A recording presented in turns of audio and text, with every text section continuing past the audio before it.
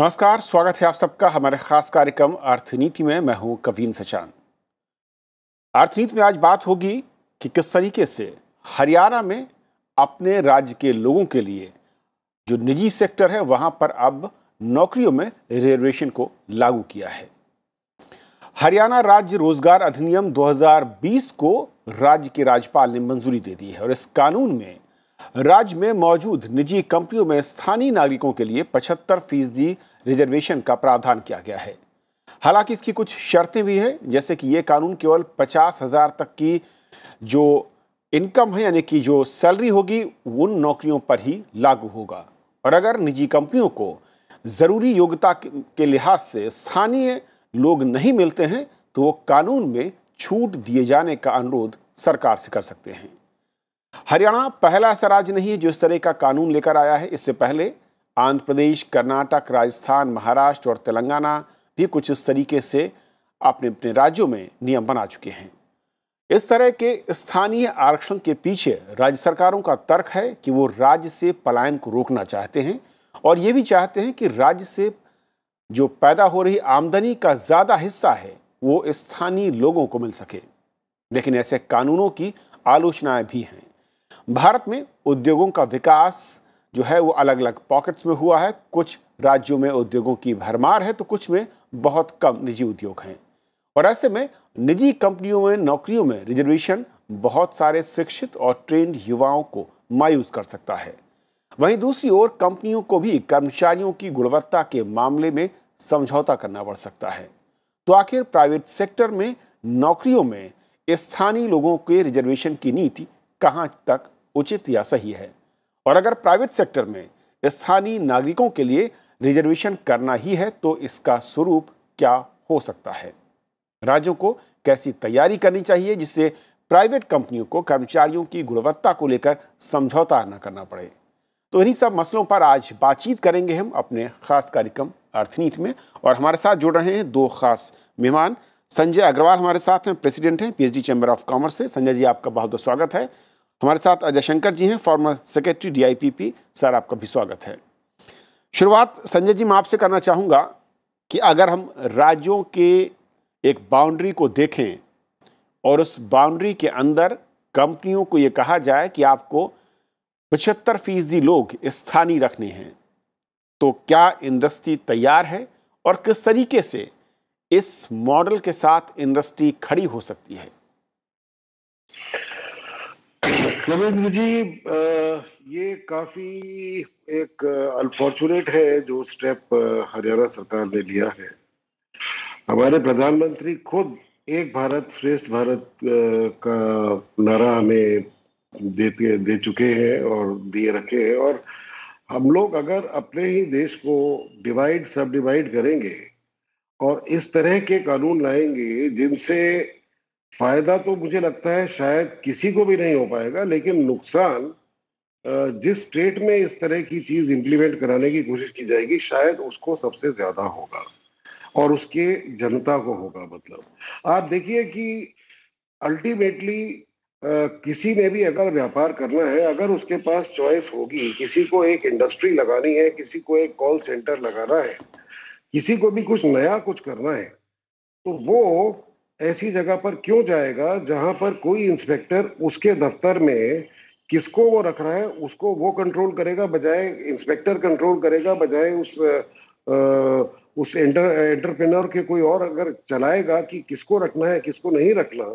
और वो परमिशन देगा कि आपके लिए इस तरह का आदमी वाजिब है रखना कि नहीं है, तो ये कैसे मुमकिन है? मतलब जो लोग लगाए हुए हैं वो तो शायद नहीं जा पाएंगे, मगर नया उद्योग नया एंटरप्राइज कोई भी आना, वो तो आप अपने आप ही रास्ता बंद कर रहे हैं। आप इतनी दिक्कतें पैदा कर रहे हैं और इन सब से आप एक पूरे देश के एक फेडरल ढांचे को आप आघात कर रहे हैं।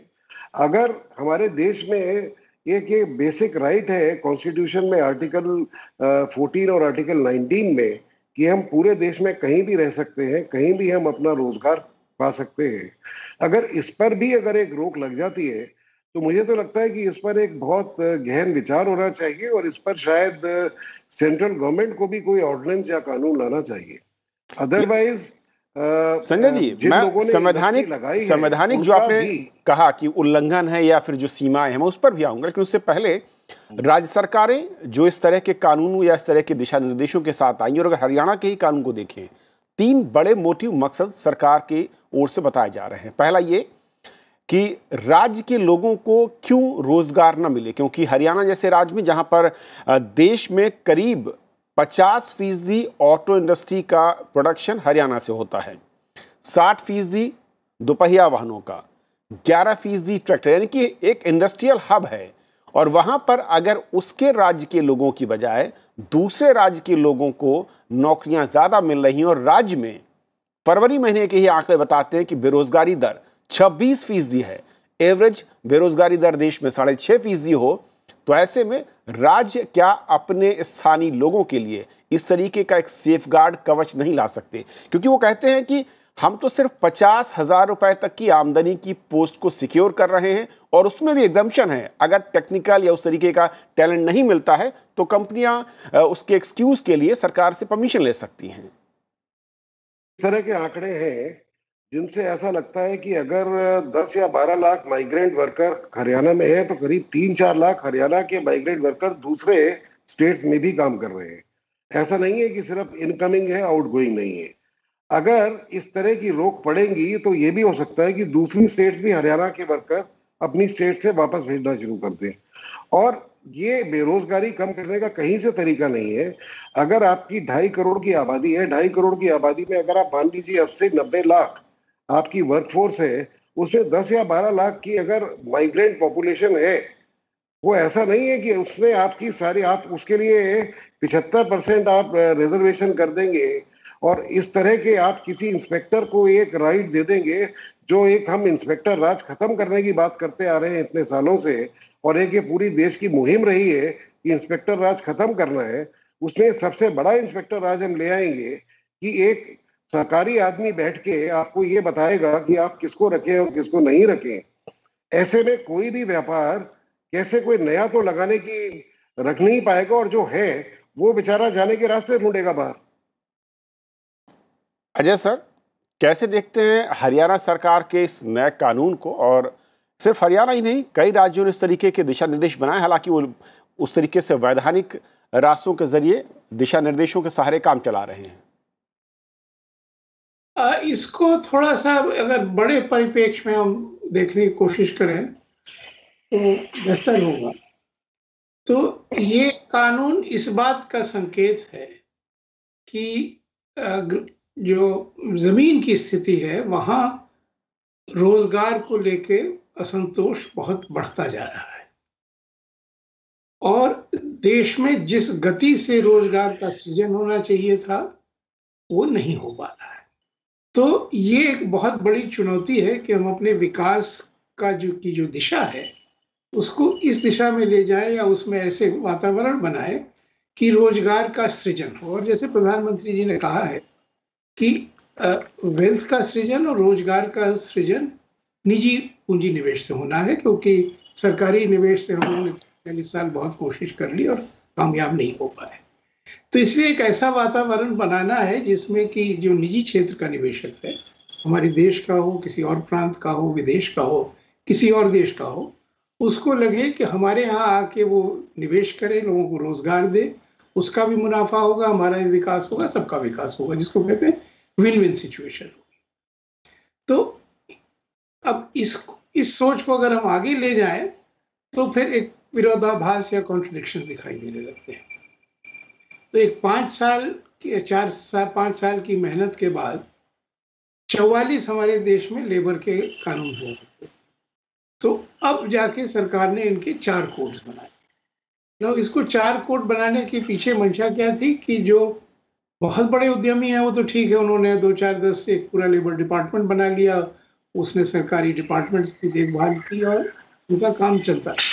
लेकिन जो छोटे या मध्यम उद्यमी है या जो स्टार्टअप है, उसके लिए 44 कानूनों का अनुपालन करना एक बहुत बड़ा बोझ था। तो ये सोच है कि भाई उनके लिए जीवन हम आसान करें और सरल करें, और इसलिए 4 कानून बन गए। जैसे अग्रवाल जी ने कहा कि अब ये जो नया कानून हरियाणा में आया है, तो उसमें अब क्या होगा कि हर इन्वेस्टर को लेखा जोखा रखना पड़ेगा, कोई इंस्पेक्ट करेगा, कोई कहेगा कि भाई आप कानून का पालन कर रहे हैं कि नहीं कर रहे हैं। और ये सर्वविदित है कि किसी भी सरकारी विभाग से ये प्रमाण लेना कि हम कानून का उल्लंघन नहीं कर रहे हैं, उसका एक बोझ होता है। तो एक नया बोझ हमने क्रिएट कर लिया। दूसरा ये है कि जो निवेशक है उसके लिए पूरा भारतवर्ष है, और भारतवर्ष के बाहर भी हर देश है, तो वो कहीं भी जा सकते। तो हमें इस बात पर विचार करना है कि जो भी हम निर्णय लेते हैं उससे क्या हम निवेश अपने देश में ले आ पाएंगे या निवेश कहीं और जाएगा। और अगर अभी पिछले कुछ वर्षों में देखें, ये तो आपने कहा कि निवेश बढ़ाना किसी राज्य की प्राथमिकता हो सकता है, लेकिन क्या उसकी प्राथमिकता ये नहीं हो सकता या नहीं होना चाहिए कि स्थानीय जो उसकी जनता है, जो उस राज्य की निवासी है, उसको रोजगार के मौके ज्यादा हों। और अगर कोई इंडस्ट्री स्थानीय लोगों को रोजगार में प्राथमिकता देती है, एक्सेप्टेंस उसमें जो क्लॉज दिया गया है, मैं पढ़ रहा था कि जहां पर टेक्निकल दक्षता नहीं है वहां पर दूसरे राज्य के लोगों को वो शामिल कर सकते हैं, ले सकते हैं। इसमें हर्ज क्या है? नहीं, हर्ज की बात मैं उससे मतलब मैं उसमें अभी नहीं जाना चाहता हूँ। मैं एक दूसरा पहलू आपके सामने रखना चाहता हूँ कि हम अपने युवा को इतना योग्य बना दें कि उनको अपने आप नौकरी मिले। भाई हमारे इतने युवा जाके अमेरिका में बस गए हैं, तो कैसे बस गए, कैसे उनको नौकरी मिली? क्योंकि इतने योग्य हो गए।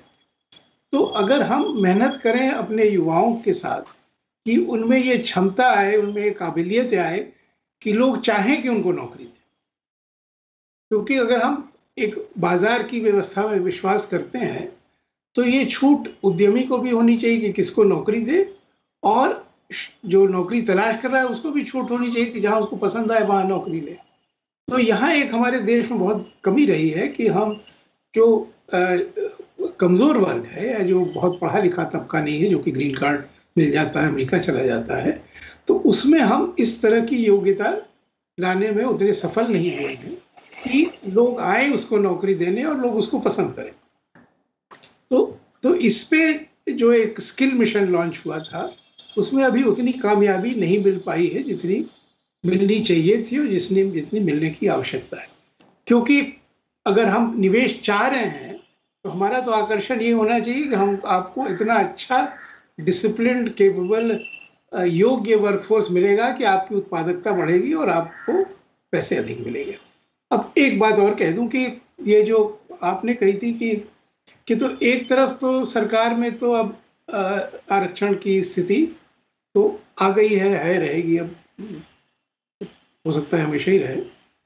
तो निजी क्षेत्र में अगर एक दरवाज़ा खुलता है पहली बार कि कुछ हम आरक्षण करेंगे और ये स्वीकार हो जाता है और सब लोग मान लेते हैं कि ठीक है, ये आवश्यक है, स्थानीय लोगों की ज़रूरतों के लिए आवश्यक है, तो एक राजनीति के क्षेत्र में एक नया रास्ता खुल जाता है कि और कहाँ कैसे हम क्या आरक्षण मांगे और क्या आरक्षण दें, क्योंकि लोगों को नौकरियां तो मिल नहीं रही है, विकास उतनी तेजी से हो नहीं रहा है जितना लोग चाहते हैं।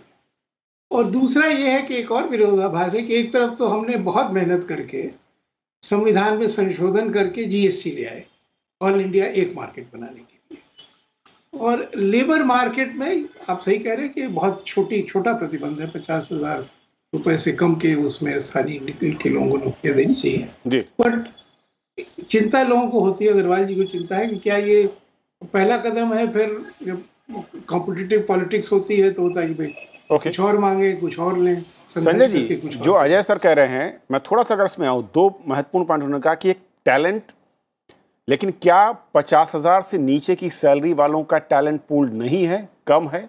और अगर है तो फिर उस राज्य के लोगों को वरीयता से परहेज क्यों, निजी सेक्टर को? और दूसरा ये कि अगर उसमें क्लॉज दिया हुआ है कि अगर आपको टेक्निकल सपोर्ट या टेक्निकल वो दक्षता नज़र नहीं आती है उस सैलरी ब्रैकेट में, तो आप बाहर के लोगों को ले सकते हैं। क्या इससे टैलेंट पूल को बढ़ाने में मदद नहीं मिलेगी? जो स्किल इंडिया है, इस तरह के जो सपोर्टिव प्रोग्राम है, उसकी तरफ युवा ज़्यादा अट्रैक्ट नहीं होंगे और उससे इंडस्ट्री को फ़ायदा नहीं होगा? मैं जो अजय शंकर जी ने बोला, मैं उसी बात को जरा और दूसरी तरह से सुदृढ़ करता हूँ, उसी दूसरे तरह से स्ट्रेंथन करता हूँ। देखिए क्या है कि उद्देश्य क्या है, अल्टीमेटली हम चाहते क्या है? हम चाहते ये है कि हम अपनी स्टेट में, हर स्टेट में देश की, और चलिए अभी सिर्फ हरियाणा की बात करते हैं, तो हरियाणा में हम एम्प्लॉयमेंट बढ़ाएं, लोकल लोगों को, जो हमारे स्थानीय युवा हैं, उनको हम नौकरी दे सकें। बिल्कुल ये टारगेट में किसी को भी गुरेज नहीं होना चाहिए, सबको बिल्कुल ये बात ठीक लगेगी। अब सवाल ये कि किस तरह देना चाहिए। आप अगर, एक सरकार ने बड़ा अच्छा कदम दिया है, इसमें सारी चीजें गलत नहीं है। ये जो एक रेगुलेशन आया, उसमें एक चीज मुझे अच्छी लगी कि सरकार कुछ पैसा हर महीने तनख्वाह में कंट्रीब्यूट करने के लिए तैयार है जब कोई लोकल डोमिसाइल के व्यक्ति को कोई भी प्राइवेट सेक्टर एम्प्लॉय करेगा। उसको हम बोलेंगे एक पॉजिटिव स्टेप। वो रिजर्वेशन नहीं है, वो एक प्रोत्साहन है। अगर सरकार ये कहती है कि मेरे हरियाणा राज्य के लोकल किसी भी व्यक्ति को अगर आप एम्प्लॉय करेंगे तो मैं इतने हजार रुपए महीना आपको दूंगा, और अगर वो स्त्री है या शेड्यूल कास्ट से है तो थोड़ा सा और ज्यादा दूंगा, तो वो एक पॉजिटिव एनकरेजमेंट है। उसमें किसी भी एम्प्लॉयर, किसी भी बिजनेस को कोई परेशानी नहीं होनी चाहिए, वो एक इंसेंटिव होगा। ओके। लेकिन जैसे ही आप ये कहते हैं कि मैं एक इंस्पेक्टर बैठाऊंगा और आपके 75% आपने लोकल वो आदमी एम्प्लॉय करे कि नहीं करे मैं चेक करूंगा, किस काबिलियत के होने चाहिए मैं ये हिसाब लगाऊंगा, और जैसे अजय शंकर जी ने बोला कि कोई भी सर्टिफिकेट किसी भी सरकारी एजेंसी से लेना एक बोझ है, तो जब एक पूरा देश खुला पड़ा है तो लोकल एंटरप्रेन्योर को तो कोई कारण नहीं है कि वो हरियाणा में ही लगाएगा फैक्ट्री। उसके अगल बगल में हरियाणा से जुड़ते हुए कितने राज्य हैं, उन राज्य में जाके अपनी फैक्ट्री लगा लेगा या अपना एंटरप्राइज शुरू कर देगा। कोई कॉल सेंटर जो आज किराए पर गुड़गांव में या कहीं और जगह लेके बैठा है, वो कहेगा भाई मैं किराया कहीं और दे दूंगा, मेरे ऊपर अगर ये रिस्ट्रिक्शन है मैं नहीं रहूंगा। तो अल्टीमेटली आपने रिजल्ट क्या हासिल किया? आपने अपने स्टेट में एम्प्लॉयमेंट घटा दी बढ़ाने की बजाय। ये चिंता है किसी को, ये डिसीजन कोई इंडस्ट्री एसोसिएशन या कोई एक धड़ा लोगों का मिलके नहीं ले रहा है, ये हर इंडिविजुअल जिसे अपना व्यापार करना है उसे लेना है। और जो वो अपनी सहूलियत या अपने उसके कॉम्पिटिटर अगर राजस्थान में बैठे हैं या उसके कॉम्पिटिटर मध्य प्रदेश में बैठे हैं या यूपी में बैठे हैं, अगर उनको कोई एडवांटेज है उससे, तो वो उनसे compete नहीं कर पाएगा, वो उसी जगह जाएगा जहां उनसे वो compete कर पाएगा। तो सवाल ये नहीं है कि लोगों को कोई चीज पसंद या नापसंद है, हर एक आदमी को अपनी कॉस्ट घटानी है, हर इंसान, हर व्यापार को कॉम्पिटिटिव होना है और एफिशिएंट होना है। तो कॉम्पिटिटिव और एफिशिएंट होने के लिए उसे उस जगह जाना पड़ेगा जहां पर उस पर कोई भी इस तरह के प्रतिबंध ना हो। अगर हरियाणा सरकार सिर्फ लोगों को इस तरह के इंसेंटिव दे कि आप लोकल आदमी को रखेंगे, वो कहेगा अच्छा मेरे लिए तो कॉस्ट घटती है, मैं आज हरियाणा में अगर अपना फैक्ट्री लगाता हूँ या अपना कॉल सेंटर बैठाता हूँ या कोई भी अपना व्यापार करता हूँ, मुझे हरियाणा सरकार इस तनख्वाह में से इतना भाग देगी, उल्टा वो उसके लिए इंसेंटिव है, वो करेगा।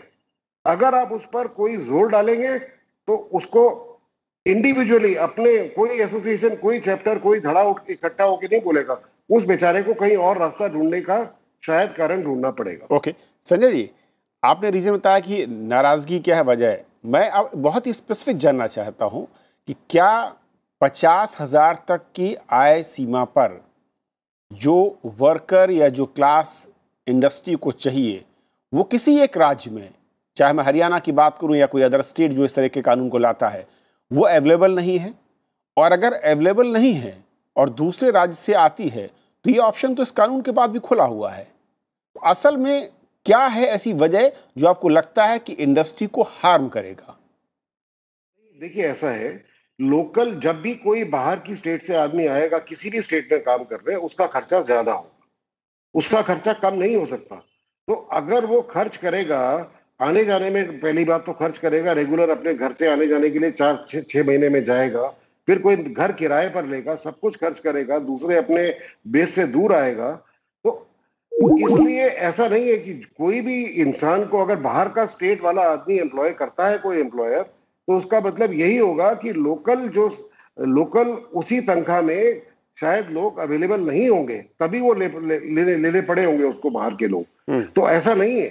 और किसी को भी कोई शौक नहीं है बाहर से बुलाने का। ये एक नेचुरल डिमांड एंड सप्लाई का प्रोसेस है। ये पूरे देश का एक बाजार, जैसे अजय शंकर जी ने बोला, जीएसटी क्यों लाए हम, कि पूरा देश एक बाजार है, कोई बैरियर नहीं है। उसी तरह देश में लोगों को पूरी तरह कहीं भी जाने आने की आजादी है, कहीं भी एम्प्लॉयमेंट लेने की आजादी है, कहीं भी काम करने की आजादी है। उसमें अगर कोई खलल पड़ेगा तो नेचुरली जो आदमी एक यहाँ फैक्ट्री डाल रहा है उसको आज की तकलीफ ये दिखाई देगी, और आगे का डर, जैसे अजय शंकर जी ने बोला, उसको लगेगा भाई अभी तो ये कानून आया है, क्या इस राज्य में अगला ये भी कानून आ सकता है कि मुझे इतने प्रतिशत इस तरह के लोग रखने, और किस तरह के लोग रखने, उसमें कास्ट बेस्ड रिजर्वेशन भी आ सकती है, या भाषा की भी रिजर्वेशन आ सकती है, या क्या आ सकता है। तो ये एक पहला स्टेप होगा, ये पहला कदम होगा उस तरफ। तो जो भी आदमी फैक्ट्री डालेगा या व्यापार शुरू करेगा, वो आज के लिए नहीं कर रहा, वो अगले 10-20 साल के लिए कर रहा है। तो उसको ये भी डर लगेगा कि कल क्या और नए राजनीतिज्ञ नए क्या डिमांड ला सकते हैं, और क्या आगे उसके ऊपर जोर पड़ सकता है। ओके, अजय सर, दो चिंताएं और जो मैं थोड़ा समझना चाहूंगा इस कानून के परिप्रेक्ष्य में। पहली ये, कुछ लोग ये कहते हैं, और कई सारे ऐसे रिसर्च हैं, हालांकि वो गैर सरकारी रिसर्च हैं, स्थानीय लोगों के नौकरी में होने से जो यूनियंस होती हैं वो ज़्यादा मजबूत तरीके से खड़ी होती हैं, और कई बार स्थानीय जो मैनेजमेंट है उस कंपनी का या निजी क्षेत्रों का, उसके लिए मुश्किलें बढ़ जाती हैं। दूसरा मेरा सवाल ये है, जब प्रेफरेंस की बात आती है कि हम एक राज्य, एक देश और एक जॉब की बात कर रहे हैं, होलिस्टिक व्यू रखना चाहिए, हर राज्य में अगर सरकारी नौकरियों में स्थानीय लोगों को प्राथमिकता देने के प्रावधान बने हुए हैं, तो फिर निजी क्षेत्र में क्यों नहीं? तो आपके दूसरे प्रश्न का पहले जवाब दूं जी, कि सरकारी क्षेत्र से अब ये उम्मीद नहीं की जा रही है कि वो अपने निवेश से आर्थिक विकास की गति बढ़ाएगा और लोगों को रोजगार।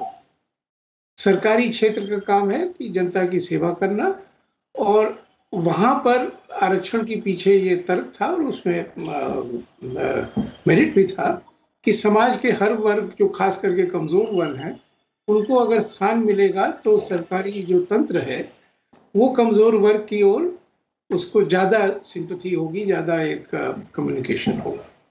तो लेकिन यहाँ तो हम ये चाह रहे हैं कि निवेश आए, हमारे देश में आए, विदेशों से आए, और विकास की गति बढ़े और रोजगार की गति बढ़े। और थोड़ा तुलना देख लें कि बांग्लादेश का जब जन्म हुआ था तो सब लोग मानते थे कि ये तो बिल्कुल ही फेल्ड स्टेट पैदा हुआ, इसका पता नहीं क्या हुआ।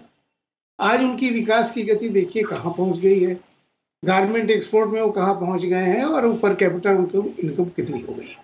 तो ये क्यों हुई है? क्योंकि एक वातावरण वो बना पाए जिसमें लोगों ने निवेश किया और लोगों को रोजगार दिया, और खास करके कम वेतन वालों को रोजगार दिया। तो हमें देखना है कि देश में कैसे हम रोजगार का सृजन करें, और इसमें एक परसेप्शन जो है वो बहुत आवश्यक है। तो जैसे अब एक दूसरे राज्य का उदाहरण ले, बिहार। तो बिहार में ये परसेप्शन की प्रॉब्लम रही है, जिस वजह से वहाँ निजी क्षेत्र का निवेश की गति नहीं बढ़ पाई है। फिर उसके बगल का देखें तो उत्तर प्रदेश, तो दिल्ली के बगल में उत्तर प्रदेश भी है, हरियाणा भी है। हरियाणा बहुत सफल हुआ है निवेश ले आने में और वेल्थ क्रिएशन में, उत्तर प्रदेश कम सफल हुआ है बिल्कुल बगल में, लेकिन परसेप्शन की प्रॉब्लम है। तो इसलिए जब हम इन्वेस्टमेंट प्रमोशन की ओर सोचना चाहते हैं तो हमें परसेप्शन का ध्यान देना बहुत आवश्यक है। ओके, वैसे मैं आपसे सहमत हूं कि ये हरियाणा सरकार से भी कि 50,000 से कम में स्थानीय लोगों को रोजगार देना व्यवहारिक रूप में उतना कठिन नहीं है। लेकिन इशू ये है, विषय ये है कि एक इंस्पेक्टर राज पैदा होगा और एक परसेप्शन होगा कि भाई आज ये है, कल पता नहीं क्या हो सकता। और आज की तारीख में बहुत आवश्यक है कि हम देश में एक ऐसा वातावरण बनाए, और केंद्र सरकार बहुत कोशिश भी कर रही है, बहुत अच्छे कदम लिए गए हैं कि जिसको कहते हैं ईज ऑफ डूइंग बिजनेस अच्छा हो, कॉस्ट ऑफ डूइंग बिजनेस कम हो। तो उसमें कहीं ऐसे फैसलों से ये ना हो कि जो एक बहुत बड़ा समा बन रहा है कि यहाँ उसमें कुछ दिक्कतें आए।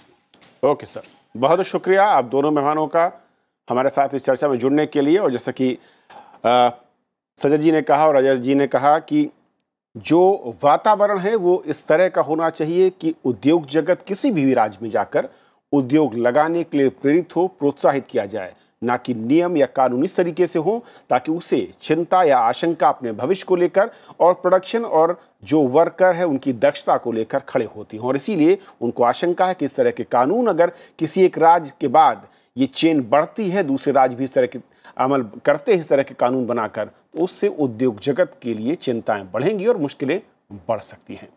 आज फिलहाल इतना ही। नमस्कार।